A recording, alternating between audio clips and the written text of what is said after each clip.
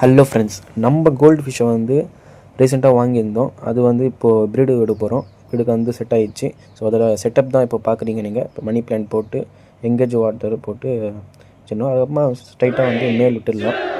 பழைய தண்ணி தான் யூஸ் பண்ணோம் இதுக்கு.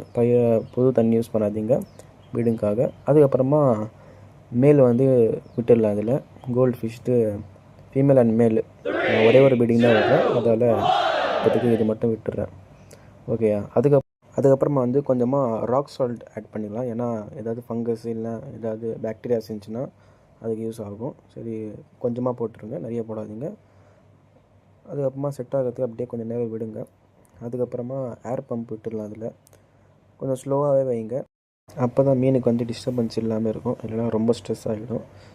ஒருவேளை உங்கள்கிட்ட ஃபாக்ஸ்டைல் இல்லைன்னா இன்னொன்று மெத்தட் கூட பண்ணலாம். அது எப்படின்னா, இது கொசு வலை இருக்கும்ல, அது வச்சிடலாம். அது மேலே கல் வச்சிடலாம்.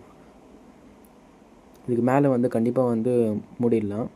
ஏன்னா அது ஜம்ப் பண்ணும். எப்போவும் ப்ரீடிங் டைமில் வந்து ஜம்ப் பண்ணும். அதால் நான் மூடி வச்சிடுறேன்.